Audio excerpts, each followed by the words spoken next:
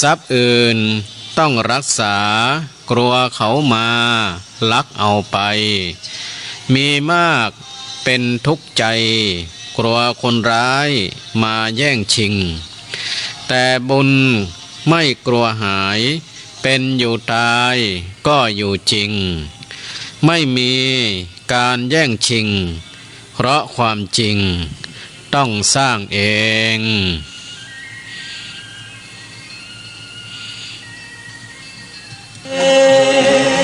สุมิชาจาราจงยั้งใจว่าอย่าไปพาผิดลูกเมียใครโอ้สาวานาเวรมณีสิกขาปทานจำซึ้งใจบ้างอย่าชิงชังพูดบทหลอกใครบาปและเวรที่ได้เมื่อตายไปวิญญาณจะพ้นสุราเมรยะลดละลงมาธนา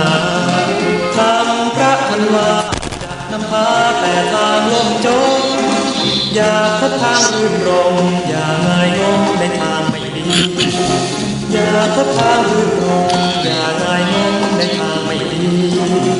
อย่าพบทางรื่นรมอย่าอะระหังสัมมาสัมพุทโธภควาพระผู้มีพระภาคเจ้าเป็นพระอรหันต์ดับเพลิงกิเลสเพลิงทุกข์สิ้นเชิงตรัสรู้ชอบได้โดยพระองค์เองพุทธังภควันตังอภิวาเทมิข้าพเจ้าอภิวาทพระผู้มีพระภาคเจ้าผู้รู้ผู้ตื่นผู้เบิกบานสวากขาโตภควตาธัมโมพระธรรมเป็นธรรมที่พระผู้มีพระภาคเจ้าตรัสไว้ดีแล้วธัมมังนะมัสสามิข้าพเจ้านมัสการพระธรรมสุปฏิปันโนภควโตสาวกสังโฆพระสงฆ์สาวกของพระผู้มีพระภาคเจ้าปฏิบัติดีแล้วสังฆังนะมามิข้าพเจ้านอบน้อมพระสงฆ์นะโมตัสสะภะคะวะโตขอนอบน้อมแด่พระผู้มีพระภาคเจ้าพระองค์นั้นอะระหะโตซึ่งเป็นผู้ไกลจากกิเลสสัมมาสัมพุทธัสสะตรัสรู้ชอบได้โดยพระองค์เอง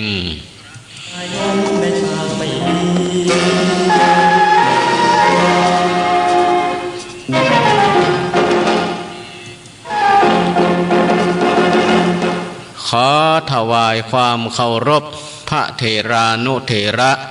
เจ้าคณะพระสังฆาธิการครูบาอาจารย์ตุลุงตุป่อตุปีตุนาลูกพระลูกเนนผู้มีภูมิรู้ภูมิธรรมจุตนจุองค์อันหมายมีพระเดชพระคุณหลวงพ่อท่านพระครูนิวิตศีลสังวรเจ้าคณะอำเภอเวียงป่าเป้าเป็นเก้าเป็นประธานขอความผาสุกในธรรมจงมีแก่บรรดาศรัทธาญาติโยมทั้งหลายผู้ใคร่ในธรรมทุกท่านวันนี้ตามปกติจะเป็นรายการประทีปธรรมของตุลุงวัดหั่งต่ำแต่ค่ำของคืนวันนี้พระเดชพระคุณหลวงพ่อท่านมีภารกิจกันเลยมอบหมายให้อาตมาภาพพระมหาเสาแก้วชุติเมธีหรือพระครูปริยัติรัตนโชติเจ้าอาวาสวัดหงกูตำบลป่างิ้วอำเภอเวียงป่าเป้าจังหวัดเชียงรายซึ่งได้ทำบทบาทหน้าที่ทางกิจการงานของคณะสงฆ์ก็คือ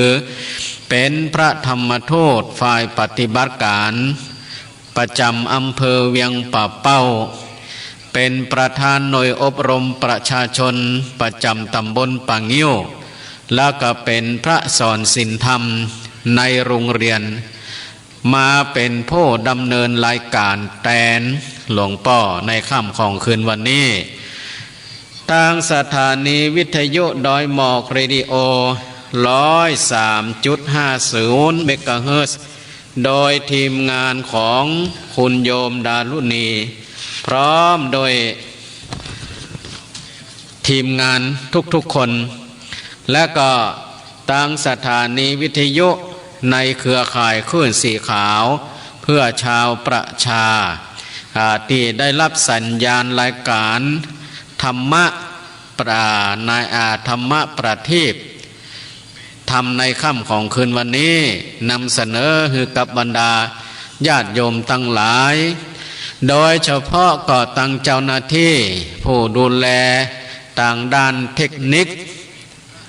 ทุกสถานีโดยเด้อบรรดาญาติโยมทั้งหลายตอนนี้พร้อมกันหรือยังพร้อมกันหรือยังกินข้าวน้ำจำข้าวแรงเป็นตีเรียบร้อยกันแล้วเนาะบางครูบางท่านก็แม่พ่อจะรับละอีพ่อจะรับละฟังรับเตียเด้อท่านรับแล้วทุกเจ้าจะไปเตะหือไฟฟังนี่นะจะไปฟังรับกันเตื้อฟังกันก่อนเนาะบางครูบางท่านก็ยังทำการทำงานกันอยู่เนาะแล้วแต่ว่า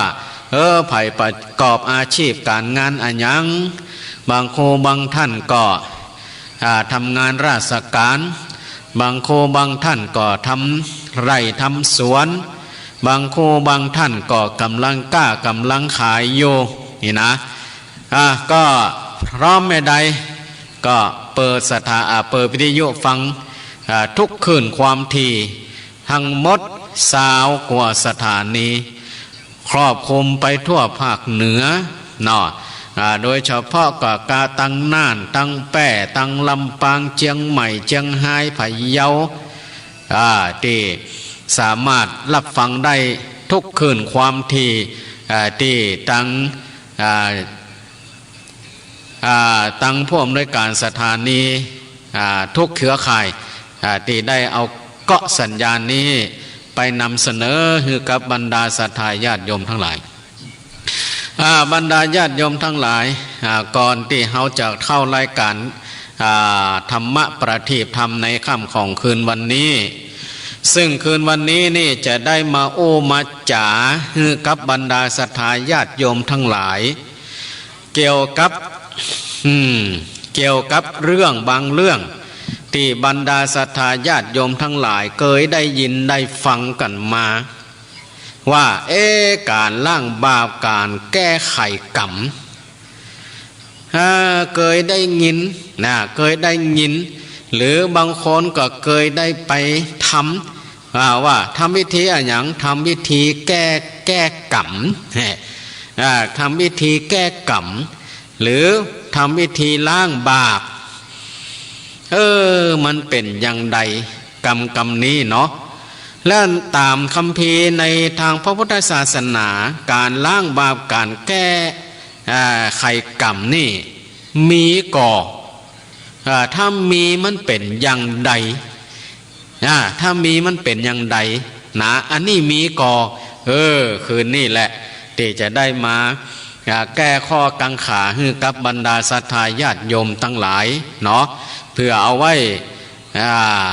ประกอบในกิจการงานต่างๆเวลาเขาจะทำอันอย่างว่ามันถูกต้องหรือไม่แก้กรรมแก้เวรได้หรือไม่นะอันนี้เขาก็จะได้ฟังเป็นลำดับต่อไปก่อนที่จะได้มาเกี่ยวกับงานข่าวสารเกี่ยวกับเรื่องธรรมะจะได้ถึงเรื่องงานข่าวสารเนี่ยก่อนเนาะก็ในช่วงนี้ตีม่อนพระ42เมืองระหว่างร้อยต่อดอยสะเก็ดเวียงป่าเป้าหรือว่าเชียงไฮ้เชียงใหม่ซึ่งทางคณะสงฆ์ทั้ง2จังหวัด2อำเภอได้ร่วมกันกึศสร้างสถานที่นี้เป็นศูนย์การศึกษาเห็นหู้สิ่งแวดล้อมศึกษาสิ่งแวดล้อมบนหม่อนพระ42เมืองนี่นะโดยสร้างศาลาติประดิษฐานพระ42เมือง สร้างพระธาตุเจ้าสี่สองเมืองพระธาตุเจ้าจำลองสี่สองเมืองจากดอยสุเทพกับดอยตุงเอาสร้างไว้ปฏิสถานไว้ตีหั่นนี่เนาะก็เขาได้ดำเนินการมาก็ประมาณปีกว่านะเนาะปีกว่าที่ได้ดำเนินการสร้างกันมาทำกันมาเรื่อยๆในช่วงวันสองวันนี้เขาก็ได้ไปทำตัวหนังสือติดข้างตังหน้าม่อนพระสี่สองเมืองฮะนะศูนย์การศึกษาเฮียนโฮม่อนพระสี่สองเมืองได้ติดตัวหนังสือใหญ่เนาะเพราะว่าบางโคบางท่านกายไปกายมาก็ได้ยินข่าวแต่นะว่ามันอยู่ที่ตัดใดจุดใดตอนนี้ถ้าเขาไปเขามาเขาจะหันได้ชัดเจนเลยจะมีตัวหนังสือหั่นนี่เนาะตัวหนังสือหั่นแล้วก็ที่ผ่านมา2-3 วันนี้หรือที่เขาได้ประชาสัมพันธ์บอกบุญให้กับบรรดาศรัทธาญาติโยมทั้งหลายว่าในวันที่14เนาะ14เดือนกุมภาพันธ์พุทธศักราช2565ซึ่งก็ตรงกับวันจันทร์เนาะวันจันทร์ที่14ก็เขาจะมีการตานผ้าป่าเก้าอี้โต๊ะไม้ดอกไม้ประดับไม้ต้นไม้ปลูกนะที่จะเอาไปตานกันในวันนั้นก็ได้ประกาศประชาสัมพันธ์เชิญชวนบรรดาศรัทธาญาติโยมว่าท่านใดมีความประสงค์จะให้เป็นเจ้าภาพเก้าอี้ซึ่งเขาได้ประกาศว่าที่แรกว่าจะซื้อเก้าอี้เนาะแต่พอดีคิดว่าถ้ามีกับเก้าอี้บ่มีโต๊ะหรอนี่เนาะมีกับเก้าอี้มีโต๊ะหรอเวลาเขาจะนั่งกินข้าวเนาะนั่งกินข้าวถ้าได้นั่งเก้าอี้ตัวมีโต๊ะตัวก็มันจะสะดวกสบายแหมน้อยเนาะก็ต่างคณะทักว่าผู้ทำงานกันเลยเอาถึงโต๊ะถึงเก้าอี้นะซึ่งตอนนี้เก้าอี้ก็ดีโต๊ะก็ดีก็เขาได้สั่งซื้อไปแล้วเนาะสั่งซื้อไปแล้วแล้วก็ได้ขนไปไว้บนม่อนละตอนนี้เขาได้สั่งซื้อเก้าอี้ไปแล้ว300 ตัวก็คิดว่าคงจะเพียงพอส่วนโต๊ะเนาะส่วนโต๊ะตอนนี้เขาได้ซื้อไว้แล้ว20 ตัว20 ตัวถามว่าโต๊ะนั้นจะเพียงพอหรือไม่เพียงพอหรือไม่ก็คงย่ำปอเตียเนาะย่ำปอเตียก็จะประชาสัมพันธ์ไปจนถึงวันงานคือวันที่14เนาะวันที่14ส่วนเก้าอี้ก็คงจะปอเนาะเก้าอี้นี่คงจะปอตอนนี้ถึงเก่าถึงใหม่ก็มีประมาณ500 กว่าตัว500 กว่าตัวส่วนโต๊ะนั่นโต๊ะเก่าบางตัวมันก็ลุกก็เสียไปพ่องเนาะเก้าอี้ก็เหมือนกันบางตัวมันก็ลุกก็เสียมันหมดอายุเพราะฉะนั้นตอนนี้ถ้าว่าบรรดาญาติโยมทั้งหลายมีความประสงค์จะให้เป็นเจ้าภาพเก้าอี้ก็ตัวละ 1,900 บาทเนาะ 1,900 บาทเขาได้ไปแล้ว20 ตัวซึ่งตอนเย็นนี้ท่านอาจารย์บรรยงเพิ่นก็ได้ประกาศบอกบุญท่านใดจะให้เป็นเจ้าภาพ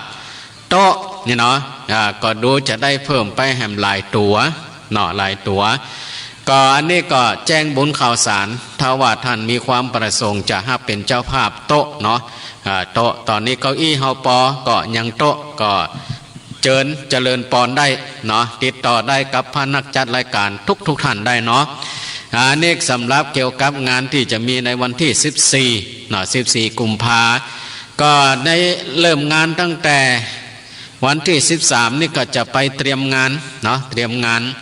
วันที่14นี่ก็ตั้งแต่8 โมงเป็นต้นไปก็เชิญชวนบรรดาศรัทธาญาติโยมทั้งหลายขึ้นไปร่วมกันเนาะขึ้นไปร่วมกันอนุโมทนาหรือบางท่านยังบ่ได้เป็นเจ้าภาพเตื้อก็ ไปรับเป็นเจ้าภาพหน้างานก็ได้เนาะหน้างานก็ได้แล้วถ้าว่ามันมีเขาก็จะได้สั่งมาทีหลังก็ได้เนาะหรือถ้าว่าท่านมีความประสงค์จะรับเป็นเจ้าภาพกาดอกไม้ที่เขาจะไปปลูกนะที่ได้แจ้งไปว่าก็คือต้นเฟื่องฟ้าตลอดถึงไม้ดอกไม้ประดับไม้ยืนต้นต่างๆที่จะเอาไปปลูกเสริมไว้ก่อนก็ดีหรืออาจจะไปปลูกในช่วงของฤดูฝนก็ดูแหมช่วงหนึ่งถ้าว่าอันใดที่ปลูกได้เขาก็ปลูกตอนนี้ก็เฟื่องฟ้าเขาก็ได้ปลูกไปแล้วเก็บจะ100กว่าต้นละที่ปลูกไว้หั่นเก็บจะ100กว่าต้นละก็กำลังดอกบานงามเนาะงามอันนี้ที่เขาไปปลูกไปแล้วเนาะงานจะเริ่มตั้งแต่วันที่เวลา 8 โมงเป็นต้นไปก็จะเปิดโอกาสให้กับบรรดาศรัทธาญาติโยมร่วมกินร่วมทานร่วมกันเป็นเจ้าภาพในช่วงเวลาบ่ายประมาณบ่าย2เนาะเขาก็จะได้เริ่มทำพิธีจุดธูปเทียนบูชาพระรัตนตรัยสมทานรับศีลเสร็จแล้วก็จะได้กล่าวกรรมสุมาขวัดตานของทุกอย่างแล้วก็จะได้กล่าวกรรมถวายกล่าวกรรมถวายจบประธานสงฆ์ก็จะได้กล่าวอนุโมทนากถาแล้วก็จะได้ฮือปอนฮือปอนศรัทธาญาติโยมก็กรวดน้ำลาพระก็เป็นอันเสร็จพิธีเนาะก็เป็นเสร็จพิธีในวันที่14ในก็ขอเชิญชวนเด้อบรรดาศรัทธาญาติโยมถ้าไผว่างก็เชิญไปร่วมได้เนาะเชิญไปร่วมได้งานนี้ถือว่าเป็นงานหน้าโมบัดใจเป็นงานของคนใดคนหนึ่งเนาะเป็นงานของคณะสงฆ์ตั้งเชียงใหม่เชียงรายโดยเฉพาะก็คืออำเภอเวียงป่าเป้าอำเภอดอยสะเก็ดตลอดถึงศรัทธาประชาชนทั้ง2อำเภอซึ่งมีท่านนายอำเภอเป็นเป็นประธานตลอดถึงหน่วยงานราชการเจ้าหน้าที่ท้องถิ่นท้องที่ศรัทธาประชาชนเฮาได้ช่วยกันทุกคนทุกฝ่ายนะบ่ได้ว่าเป็นงานของคนใดคนหนึ่งโดยเฉพาะในช่วงนี้เฮาได้สร้างสถานที่ที่จะเก็บของคือเก็บเก้าอี้เก็บโต๊ะคือเฮาได้สร้างศาลาปะออกไปตั้งหลังนะเนาะแปลงปะออกไปตั้งหลังศาลาพระศรีสองเมืองนะเพื่อจะไว้เป็นที่เก็บของเนาะตอนนี้ก็ตั้งศาลาก็ได้ขึ้นโครงขึ้นอย่างละขึ้นโครงขึ้นอย่างวันพวกนี่จะได้ปรับสถานที่แล้ววันที่5นี่ก็จะได้เทพื้นเนาะอันนี้ก็บรรดาศรัทธาญาติโยมถ้าไผ่ว่างวันที่5นี่เนาะคือวันเสาร์วันที่5นี่เนาะเขาจะมีการเทพื้นพื้นศาลาก็หลายเม็ดเหมือนกันเนาะกว้างพอสมควรก็จะใจแรงงานนักบรรดาญาติโยมถ้าไผ่ว่างก็ไปช่วยกันขนปูนเด้อขนปูนซึ่งเขาจะได้ซื้อปูนสำเร็จนั่นแหละแล้วก็ขนกันตั้งแต่ลุ่มขึ้นไปช่วยกันช่วยกันลาดเนาะวันที่5เด้อห่อข้าวน้ำไปต้อยห่อกับข้าวกับป่าไปกินกันต้อยเนาะวันนั้นเนาะถ้าไผ่ว่างเด้ออันนี้ก็บอกบุญแจ้งข่าวสารให้กับบรรดาศรัทธาญาติโยมทั้งหลายเขาจะไปเทศาลาที่เก็บของเนาะในวันที่5อันนี้ก็ขอแจ้งงานข่าวสารแล้วก็วันที่18 19 20มีนาอันนั้นก็จะเป็นงานปอยหลวงแล้วเด้อ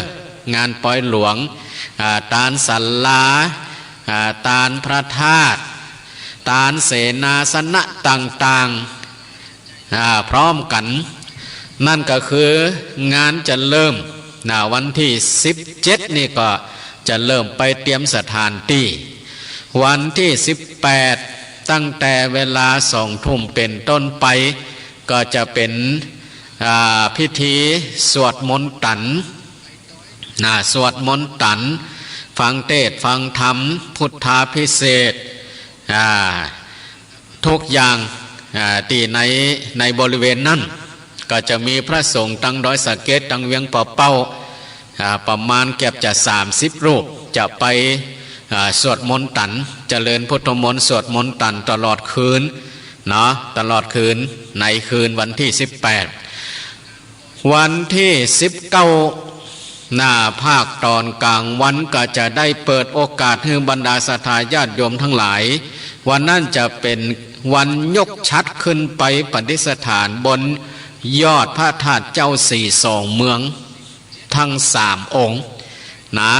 ในช่วงเจ้าจะได้เปิดโอกาสให้บรรดาศรัทธาญาติโยมทั้งหลายได้ร่วมกันปูจาผ้าแพรเอามัดติชัดนี่เนาะติชัดที่เขาจะได้ขึ้นไปประดิษฐานบนยอดเปิดโอกาสให้กับบรรดาศรัทธาญาติโยมทั้งหลายแล้ววันนั้นจะเปิดโอกาสให้บรรดาศรัทธาญาติโยมทั้งหลายที่ไผ่จองเหรียญหน้างานจองเหรียญหน้างานก็ไปรับกันในวันนั้นได้เลยที่เขาจองไว้หน้างานไปรับกันในวันนั้นส่วนศรัทธาญาติโยมในเขตอำเภอเวียงป่าเป้าที่ท่านได้ไปจองกับแก่บ้านกำนันทุกหมู่บ้านทุกตำบลอันนั้นก็ตั้งป่อกำนันตนก็จะได้ไปรับเอาเหรียญรับเอาเหรียญที่ท่านได้ปูจากับผู้ใหญ่บ้านกำนันก็ดีแล้วจะเอามาจัดสรรให้แต่ละหมู่บ้านก็มอบหมายให้กับปหลวงบ้านแล้วก็เอาไปนำไปแจกจ่ายให้กับผู้ที่ได้เปิดรับจองกับปหลวงบ้านกับกำนันในอำเภอเวียงป่าเป้าส่วนผู้ที่อยู่ในอำเภอชัยปราการอำเภอฝางอำเภอแม่อายอำเภอเป้าสายนั่นเนาะสายนั่นอันนั้นท่านบ่ต้องมารับตีนี้ทางคณะพระทำงานจะได้นำเหรียญนี่ไปมอบให้แก่ท่านทั้งหลายในวันงานทำบุญพระธาตุทำบุญอายุวัฒนมงคลหลวงพ่อเจ้าคณะอำเภอฝางพระโคสุจิตานุรักษ์อันนี้คณะพระธรรมงานจะนำเหรียญนั่นไปในวันที่22เด้อถ้าว่าบ่ขาดเคลื่อนอะไรอย่างบ่มีการเปลี่ยนแปลงอะไรอย่างก็จะได้นำเหรียญไปในวันที่22ให้ท่านเอาไปฮับในงานของหลวงพ่อวัดพระธาตุอุดมน้ำบ่อสาวาอันนี้ก็ขอแจ้งข่าวสารให้กับบรรดาศรัทธาญาติโยมตั้งดอยสะเก็ดถ้าว่าท่านได้จองกับท่านพระโคชลทานพิทักษ์อันนั้นก็ท่านพระโคเพิ่นก็จะได้นำไปมอบไปแจกให้ที่ท่านได้ไปจองกับท่านพระโคชลทานหรือท่านใดที่ได้จองกับพระนักจัดรายการอย่างท่านพระโคจารย์บรรยงอันนั้นเพิ่นก็จะหับไ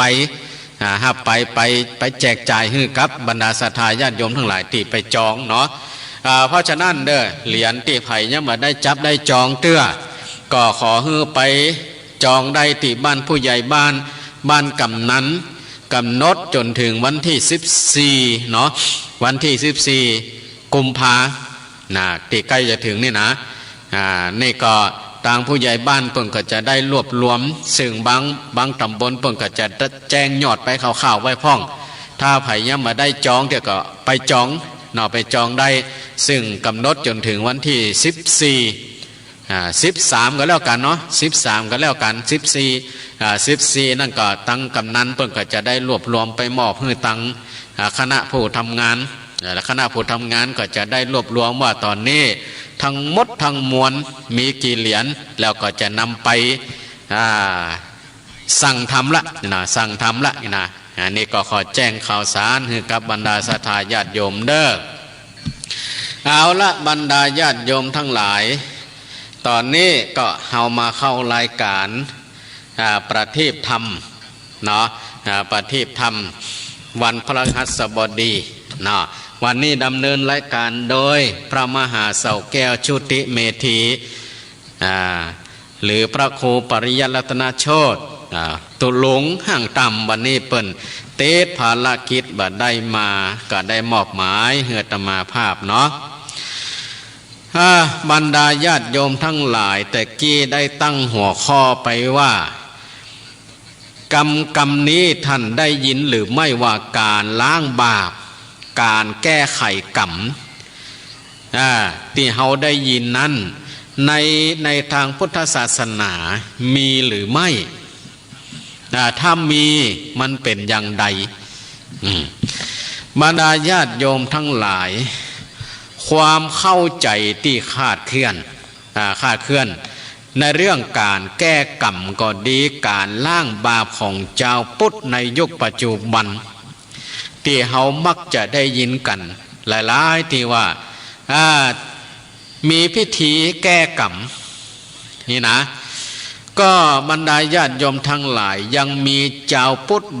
จำนวนบ่น้อยที่ว่าเข้าใจผิดว่าบาปกรรมนั้นสามารถชำระล้างได้โดยการทำบุญบริจาคทานได้นี่นะได้นะดังที่มีผลงานที่ผู้ฮู้เปิ่นได้วิจัยในเรื่องลักกรรมทางพระพุทธศาสนาในวิถีชีวิตของสังคมไทยว่าที่นักวิจัยเปิ่นได้ทำการสุ่มสำรวจความเห็นจากพุทธศาสนิกชนทั่วประเทศจำนวน 1,110 คนพบว่าพุทธศาสนิกชน51.4%บ่เชื่อว่าการตัดกรรมเป็นสิ่งที่สามารถทำได้นะแต่ในขณะเดียวกันยังมีพุทธศาสนิกชนถึง19%ที่มีความเชื่อเรื่องการตัดกรรมและก็ยังพบอีกว่ามีพุทธศาสนิกชนถึง21.1%เชื่อว่าการทำชั่วเช่นการทุจริตการฉ้อโกงหรือการคอร์รัปชันสามารถลดทอนกรรมได้ด้วยการทำบุญบริจาคทานจากผลการวิจัยนี้ก็บ่งบอกว่าชาวพุทธจำนวนบ่น้อยที่มองว่าศาสนาพุทธสอนให้คนทำใจยอมจำนนอยู่กับกรรมเก่าโดยบ่มีหนทางที่จะแก้ไขใดๆซึ่งความจริงแล้วหาเป็นเช่นนั้นไม่ตามหลักคำสอนในพระพุทธศาสนาวิบากของบาปกรรมต่างๆที่เคยทำไว้ในอดีตนั้นสามารถปรับปรุงแก้ไขได้ด้วยกรรมปัจจุบัน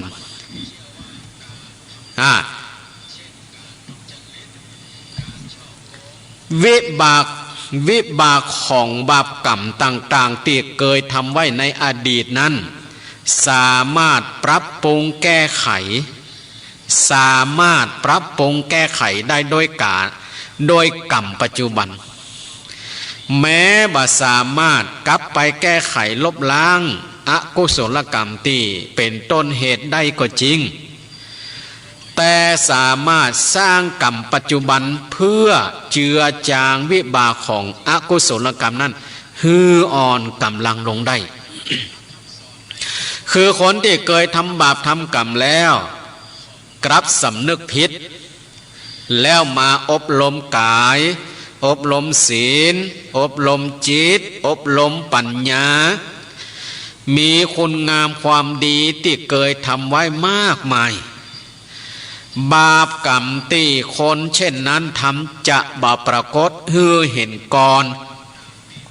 แต่จะปรากฏแต่ผลบุญที่เขาเคยทำไว้มากมายเปิ้นเปรียบเสมือนกับเขาเติมน้ำเกลือเติมน้ำจืดเติมน้ำจืดลงในขันน้ำเกลือที่มีรสเค็มทีนี้เมื่อเราเติมน้ำจืดลงไปมากเข้าก็จะบ่ปรากฏรสเค็มหู้ซึกอีกต่อไปหรือว่า รสเกมนั่นมันจางเก็บจะบ่มีแต่ถามว่ามีก็ยังมีอยู่แต่มันมีรสจางนี่นะรสจางอีกอย่างหนึ่ง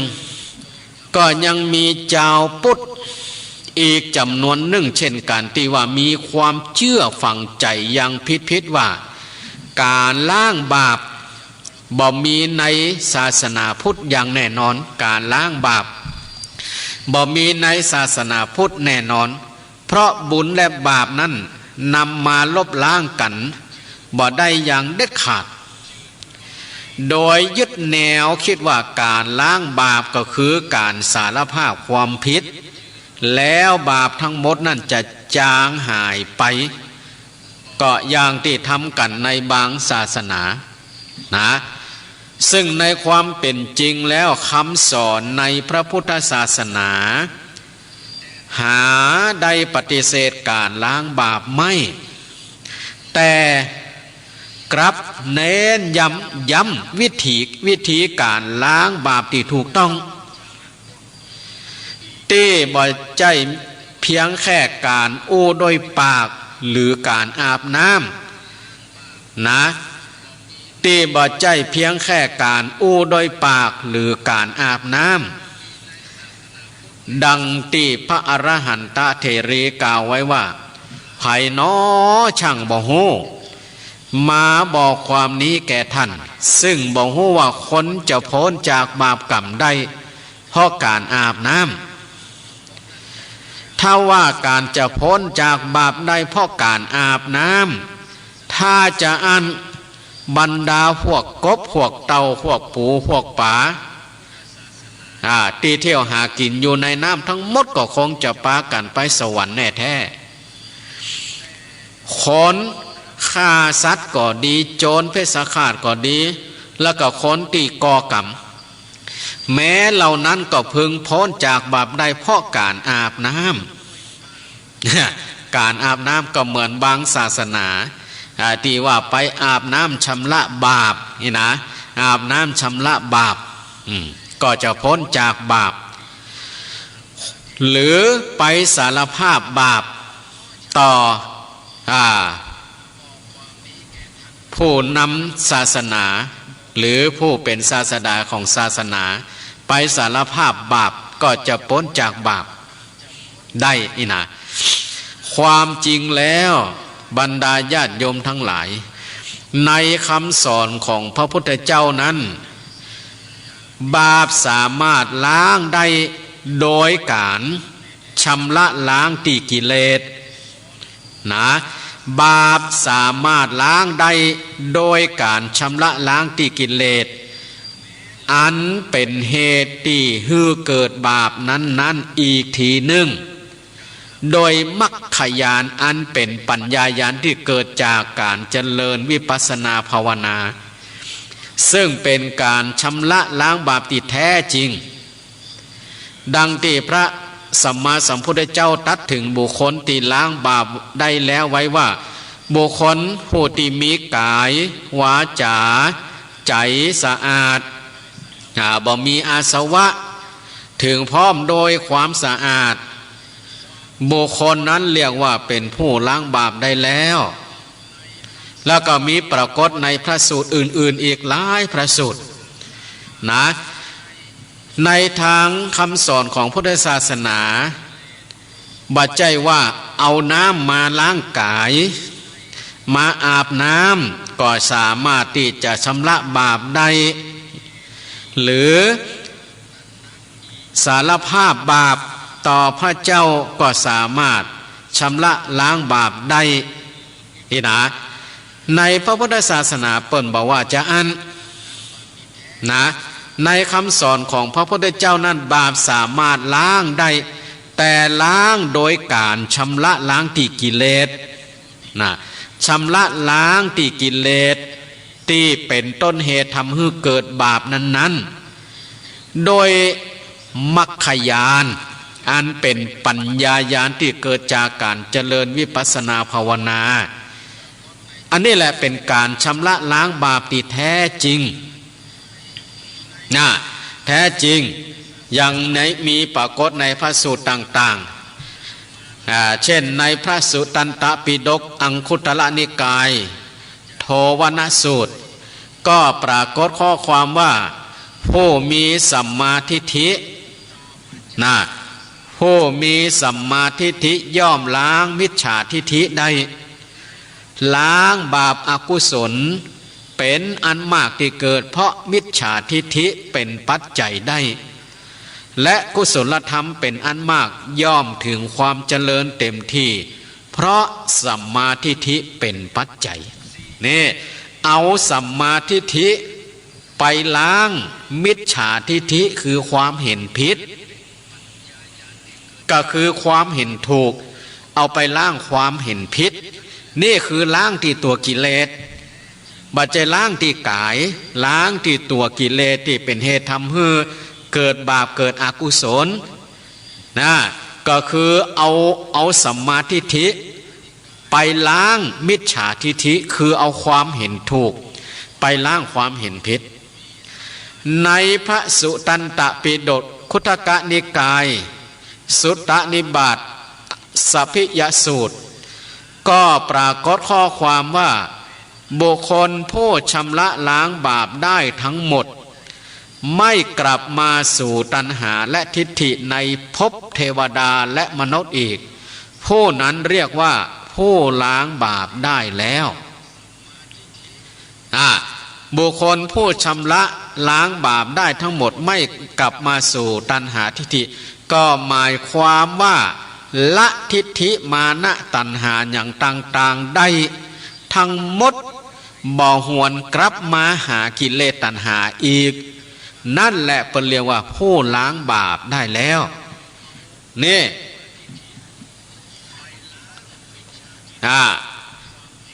และในพระสุตตันตปิฎกคุตกนิกายวักกลิเถระคาถาพระวักกลิอรหันต์กล่าวไว้ว่าเฮาได้เสวยบาปกรรมที่เฮาได้ทำไว้ในชาติอื่นๆแต่ปางก่อนบัดนี้เฮาจะร้อยบาปนั้นเสียตรงนี้เฮาได้มีความเห็นอย่างนี้มาแต่เดิมเฮานั้นครั้นฟังพระวาจาสุภาษิตอันเป็นบทที่ประกอบด้วยเหตุด้วยผลแล้วก็ได้พิจารณาเห็นเนื้อความตามความเป็นจริงได้อย่างท่องแท้โดยแยบคายล้างบาปได้หมดแล้วเป็นผู้บ่มีมลทินหมดจดสะอาดบริสุทธิ์เฮาก้าวลงสู่กระแสน้ำคือมรรคมีองค์8ล้างบาปได้หมดแล้วบรรลุวิชชา3ได้แล้วนี่คือการล้างบาปของพระวักกลิที่เปิ้นได้กล่าวเอาไว้คือเปิ้นได้สำเร็จเป็นพระอรหันต์หมดจดหมดจดโดยกิเลสตัณหาบาปกรรมต่างๆแน่เพราะเปิ้นได้ดำเนินทางมรรคมีองค์8เอามรรคมีองค์8นี่แน่มาล้างกิเลสตัณหาที่นำพาทำให้เกิดกรรมหรือวิบากของกรรมเนี่ยอันนี้คือการล้างบาปในทางพระพุทธศาสนาบ่มีวิธีอันอย่างอื่นๆนอกจากการเดินทาง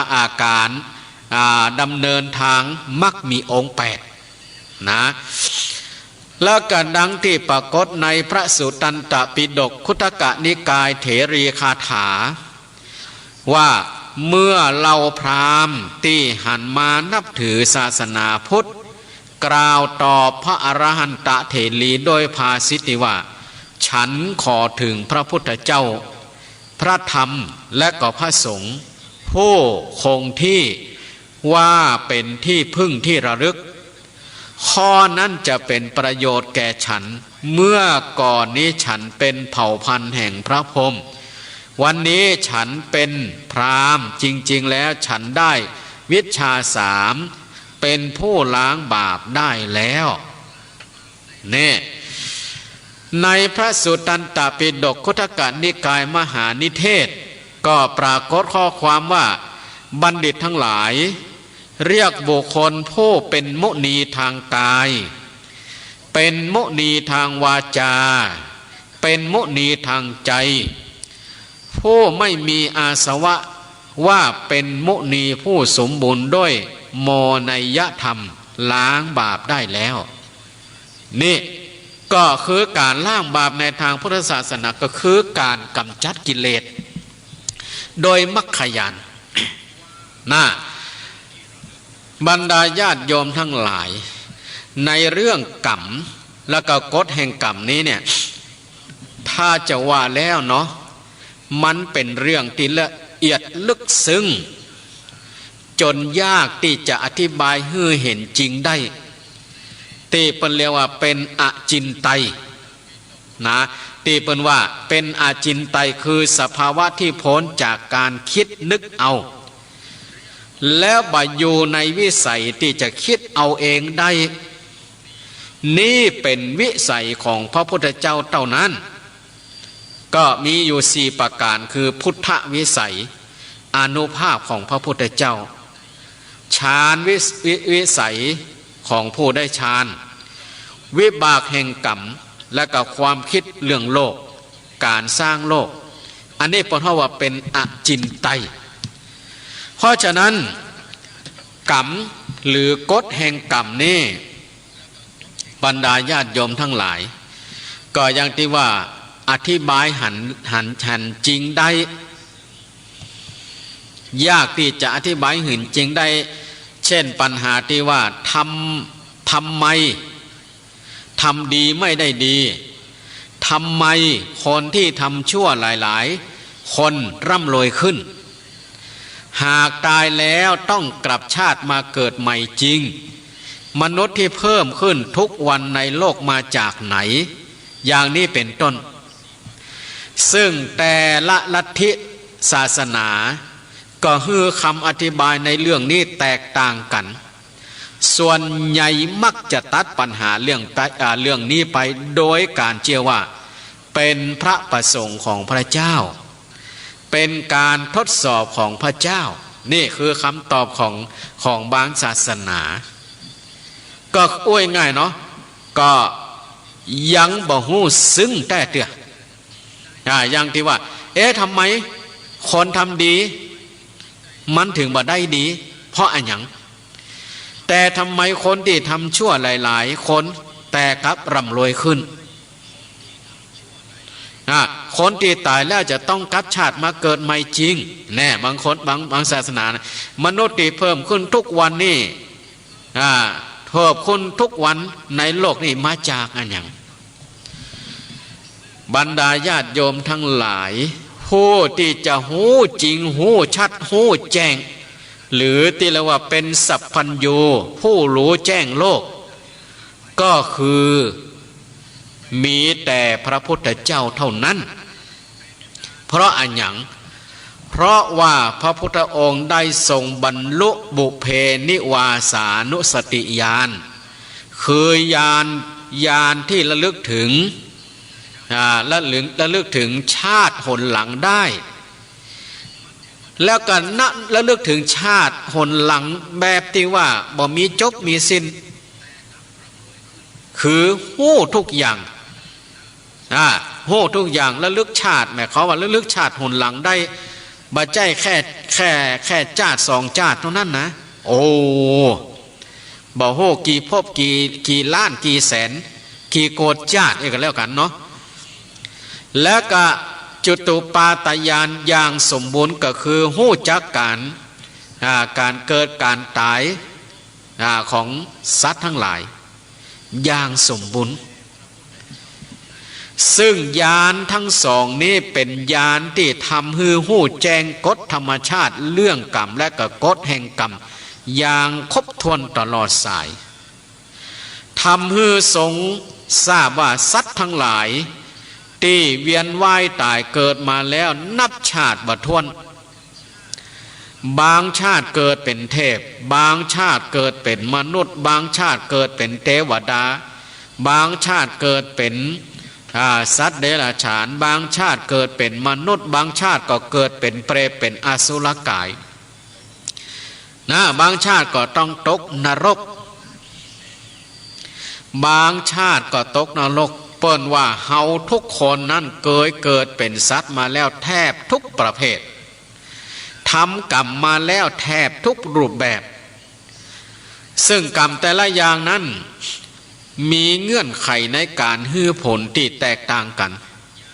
จึงอาจทำให้ถูกมองได้ว่าบ่สมเหตุสมผลนั่นก็เพราะว่ากรรมมีเงื่อนไขในการให้ผลถึง3เงื่อนไข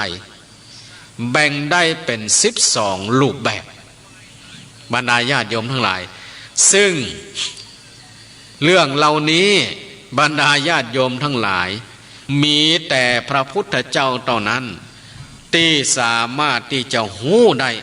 บ่ใช่เฉพาะเรื่องของพระพุทธองค์อย่างเดียวหู้หมดถึงเวนยสัตว์หู้หมดถึงเวนยสัตว์ถ้าว่าพระองค์บัดเสด็จดับขันปรินิพพานเตื้อเวลาเรามีปัญหามีความเดือดร้อนอย่างเข้าไปหาพระองค์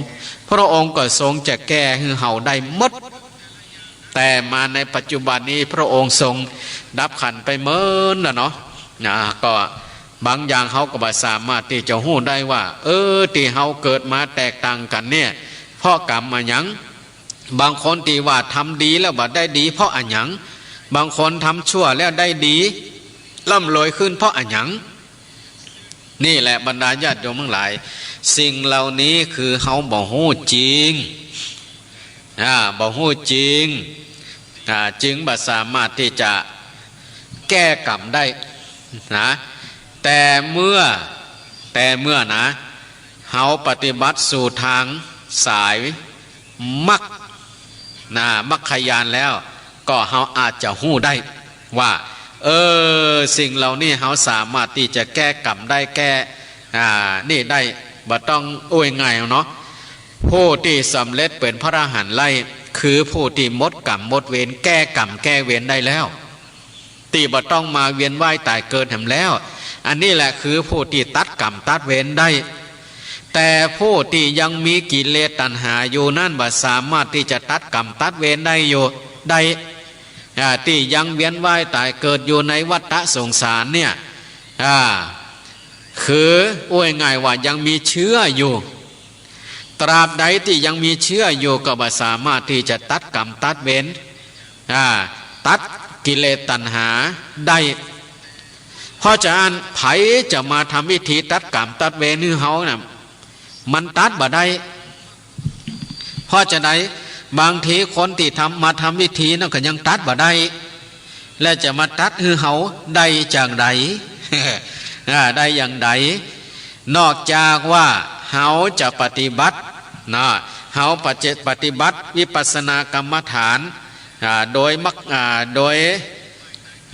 ปนห้องว่าโดยมรรคญาณอันเป็นปัญญาที่เกิดจากการเจริญวิปัสสนากรรมฐานแล้วจึงจะชำระล้างบาปที่แท้จริงที่ดังที่องค์สมเด็จพระสัมมาสัมพุทธเจ้าได้ตรัสถึงการผู้ที่บ่มีกายวาจาใจสะอาดบ่มีอาสวะถึงพร้อมด้วยความสะอาดนั่นแหละเป็นการล้างบาปล้างกรรมได้อันนี้คือการล้างบาปล้างกรรมที่ถูกจ้องบรรดาญาติโยมทั้งหลายแท้จริงแล้วกฎแห่งกรรมแล้วการเวียนว่ายตายเกิดเวียนว่ายตายเกิดนรกสวรรค์บัดใจความเชื่อในทางศาสนาพุทธหรือศาสนาใดศาสนาหนึ่งแต่เป็นกฎเกณฑ์ของธรรมชาติ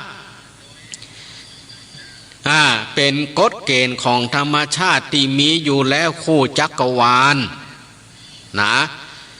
การเวียนว่ายตายเกิดนรกก็ดีสวรรค์ก็ดีเปิ้นว่าบัดใจความเชื่อในศาสนาพุทธหรือศาสนาใดศาสนาหนึ่งแต่เรื่องเหล่านี้มันเป็นกฎเกณฑ์ของธรรมชาติที่มีอยู่แล้วคู่จักรวาลพระพุทธเจ้าจะอุบัติขึ้นหรือไม่ก็ตามกฎเกณฑ์นี้ก็มีอยู่แล้วตามธรรมชาติแต่พระพุทธเจ้าเป็นเพียงผู้เดียวที่ทรง รู้แจ้งกฎธรรมชาตินี้อย่างทะลุปรุโปร่งอย่างตลอดสายอย่างตลอดสายด้วยอะไรอย่างก็ทรงบรรลุบุเพนิวาสานุสติญาณและกัจจตุปัจจญาณหรือสัมมาสัมโพธิญาณสัมมาสัมโพธิญาณนี่จะมีเฉพาะแต่พระพุทธเจ้าต่ออันที่สามารถที่จะหู้แจ้งทะลุแจ้งเพราะฉะนั้นพระองค์จึงมีคำสอนที่มากนะมีคำสอนที่มากสิ่งที่พระพุทธองค์ทรงมานำมาสั่งสอนนั่นน่ะยังน้อยอยู่ที่พระองค์ยังบ่เอามาสั่งสอนนั่นก็ยังมีอีกมาก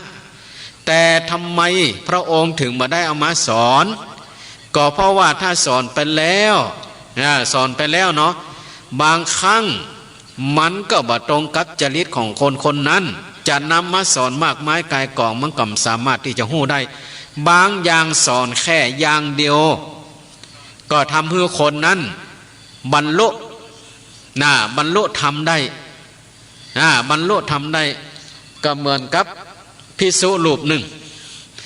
ที่พระองค์ทรงมอบผ้าขาวให้ต่ออันแล้วก็บอกว่าเอาละเฮือเธอลูบผ้าขาวนี่เด้อเอามือลูบไปเรื่อยๆลูบไปเรื่อยๆจนภิกษุนั้นได้ดวงตาเห็นธรรมแค่เอามือลูบผ้านั่นต่ออันเนี่ยพระองค์ก็สอนแค่นี้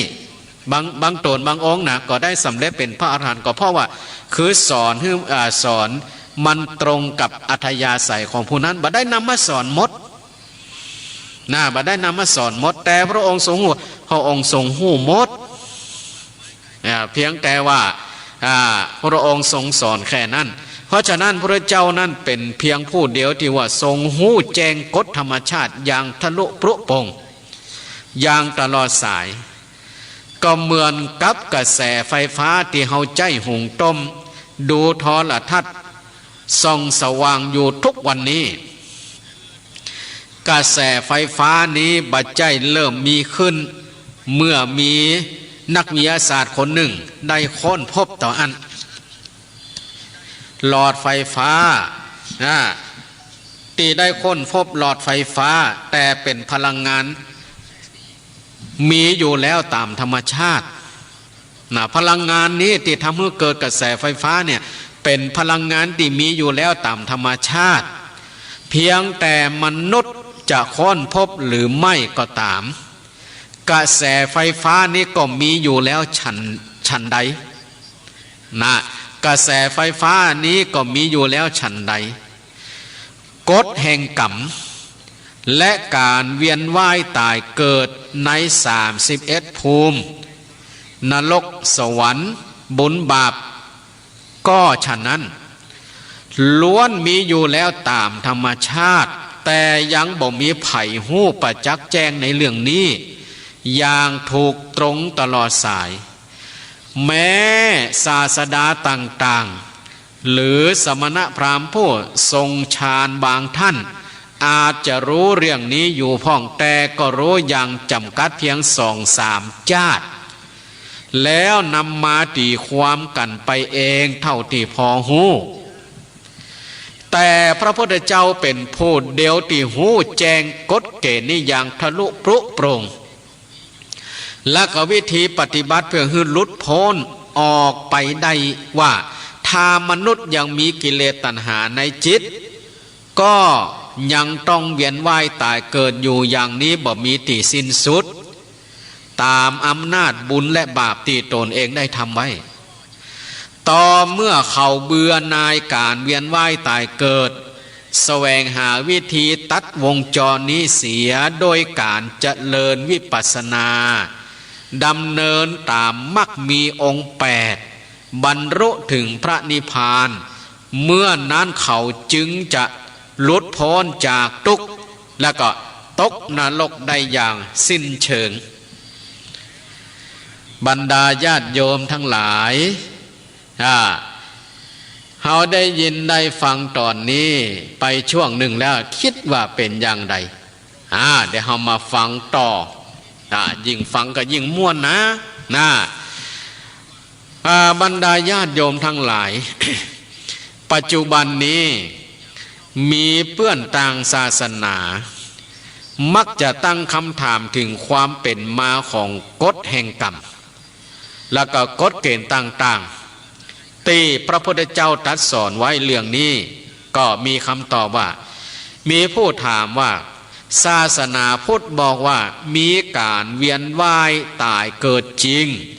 สัตว์โลกเป็นไปตามกฎแห่งกรรมถ้าอย่างนั้นกฎแห่งกรรมมาจากไหนไผเป็นผู้สร้างเนี่ยกฎแห่งกรรมมาจากไหนไผเป็นผู้สร้างนี่มีบางคู่บางท่านจะถามอีกก็มีคำตอบว่าศาสนาพุทธบ่ได้ให้ความสำคัญกับผู้สร้างในอดีตมากนักไผจะสร้างไผจะทำไผจะผลิตเรื่องนี้พระองค์บ่ได้ให้ความสำคัญกับเรื่องนี้นักเพราะจะใดเพราะถึงหู้ไปก็บ่ได้ช่วยแก้ปัญหาอันอย่างใดและถ้าหากมีความเชื่อที่ผิดไปก็จะก่อให้เกิดปัญหาแล้วก็ถืออัตตาแข่งดีกันมากกว่าแต่ศาสนาพุทธมุ่งเน้นสอนเรื่องการแก้ปัญหาในชีวิตปัจจุบันเพื่อบ่ฮือต้องกลับมาตกฮ้อนกันอีกในอนาคตทำปัจจุบันเน้นปัจจุบันเน้นปัจจุบันทำปัจจุบันพระยานพระองค์จะสอนเน้นในเรื่องปัจจุบันเพื่อว่าอนาคตจะบ่ต้องกลับมาเป็นทุกข์ฮ้อนอีกเรื่องอดีต ก็อย่างที่ว่าพระองค์บัดได้ให้ความสำคัญนักเฮาทุกคนเป็นอยู่และก็ทำสิ่งต่างๆในปัจจุบันนี้ก็เพื่อให้เกิดความสุขขึ้นอันนี้บ่ใจหรือแล้วความสุขนั่นจะเกิดในการไหนล่ะความสุขมันจะเกิดในการอดีตปัจจุบันหรืออนาคตคงบ่ใจการอดีตแน่นอนเพราะมันผ่านไปแล้วเนาะแล้วก็จะปวดหัวคิดหาอดีตมันไปทำไมจะคิดมันไปทำไมเรื่องที่เกิดขึ้นในปัจจุบันถึงวันนี้เฮาก็ยังเจ็บหัวปวดหัวบ่พออีกหรืออีกอย่างหนึ่งถ้ามีผู้ตอบได้ว่าอดีตมาจากไหนไผเป็นผู้สร้างแล้วคุณจะเชื่อเขาอย่างนั้นหรือก็คงจะมีคำตอบว่าทำไมถึงเชื่อง่ายจังแน่แต่ถ้าจะให้คำตอบในประเด็นที่ถามมาก็ตอบได้ว่าพระเจ้าที่คุณเชื่อกันมาพระเจ้าที่คุณเชื่อกันอุบัติขึ้นมาได้อย่างใดการเวียนว่ายตายเกิดกฎกรรมและลักธรรมต่างๆในศาสนาพุทธก็เกิดมาได้อย่างนั้นแหละก็คือเกิดมาตามเหตุตามปัจจัยที่ปรุงแต่งให้เกิดขึ้นที่เรียกว่าอิทัปปัจจยตานั่นเองก็คือเมื่อเหตุนี้มีผลนี้จึงมีเพราะเหตุนี้เกิดขึ้นผลนี้จึงเกิดขึ้นเมื่อเหตุนี้บ่มีผลนี้จึงบ่มีเพราะเหตุนี้ดับผลนี้จึงดับสรุปได้ว่าเพราะมีเหตุเป็นปัจจัยผลจึงเกิดขึ้นเพราะเหตุดับผลจึงบ่มีตามหลักพุทธศาสนาพระเจ้าที่เป็นตัวตนคืออัตตาถาวรที่ต้องการให้ผู้คนเคารพนบน้อมสรรเสริญบ่เคยมีตัวตนอยู่จริงจะมีก็แต่ภาวะผู้สร้างที่เป็นกระแสแห่งเหตุปัจจัยหรือว่าปรุงแต่งบ่ฮู้จบปรุงแต่งให้สิ่งต่างๆเกิดขึ้นแล้วก็ดับไปที่เขาเรียกว่าอิทัปปัจจยตาต่ออันเพราะว่าสรรพสิ่งทั้งปวงนั้นบ่เคยมีจุดเริ่มต้นที่ตายตัวยังเป็นอัตตาแต่ล้วนเกิดมาจากเหตุและปัจจัยที่เป็นอนัตตาทั้งนั้นอันหนึ่งสิ่งที่ถูกเหตุปัจจัยปรุงแต่งให้เกิดขึ้น ที่เรียกว่าสังคตะหรือว่าธรรมะนั่นเองธรรมะคือสภาพที่มีอยู่เป็นอยู่ตามธรรมชาติที่มีอยู่จริงรวมทั้งเหตุปัจจัยปรุงแต่งให้ธรรมชาติต่างๆเป็นไปนะหาผู้บังคับบัญชาหรือว่าเป็นเจ้าของมาได้เช่นว่าธรรมะของไฟก็คือฮ้อนธรรมะของความโลภก็คืออยากได้ธรรมะของ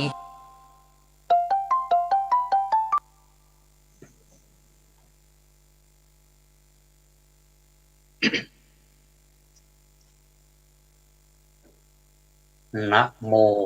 ตัสสะภะคะวะโตอะระหะโตสัมมาสัมพุทธัสสะนะโมตัสสะภะคะวะโตอะระหะ